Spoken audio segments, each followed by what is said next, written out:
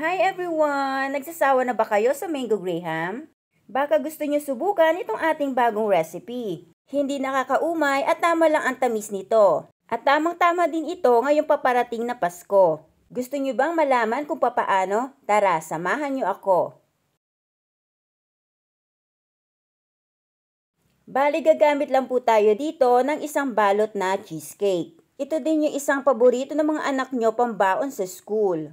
Pwede din po kayong gumamit dito ng fudgy bar o yung inipit. Dudurugin lang po natin ang mga ito at ilalagay po natin ito sa isang lalagyan or sa isang baking pan. Pwede po ito sa kahit anong klaseng lalagyan na available dyan sa inyong bahay. At atin lamang po itong ipaplaten dito. At pag ganito na nga po ito kaplaten ay atin lamang po itong isaset aside at ilalagay natin ito sa ating chiller. Gagawa naman po tayo dito ng ating custard filling. Bali, naglagay lang po tayo dito ng 4 na pirasong egg yolk, 1/2 cup na condensed milk, at yung ating 1 teaspoon na vanilla. Naglagay din po tayo dito ng 2 tablespoon na cornstarch at isang lata ng ating evaporated milk. Pwede din po kayong gumamit ng fresh milk. Hindi pa po nakabukas yung ating kalan dito. Hahaluin muna natin itong mabuti bago natin buksan yung ating kalan sa mahinang apoy.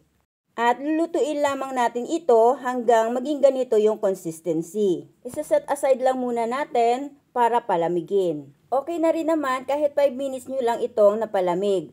At ilalagay na natin ito sa ating cheesecake base. At kung nandito ka na nga sa part na ito, pwede ko bang malaman kung ano paborito nyong inihahanda sa Pasko? Ilalagay lang po muna natin ito sa ating mga freezer. Habang nag-iintay, ay ibibit muna natin itong ating cream para ito ay mag-double ang volume. Dapat po naka-chilled overnight yung ating cream bago po natin ito gamitin.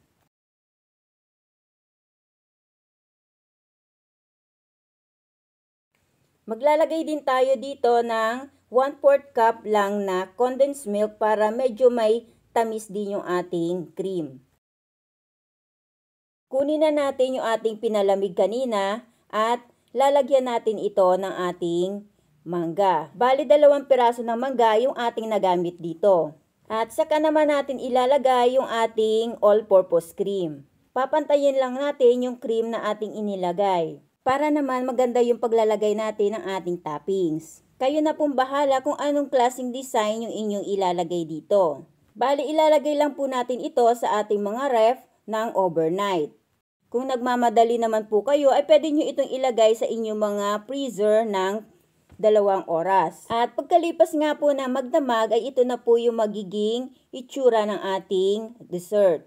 Mas masarap po ito pag nilagyan na po natin ng cheese. Kasi binabalansin nito yung tamis ng ating cheesecake.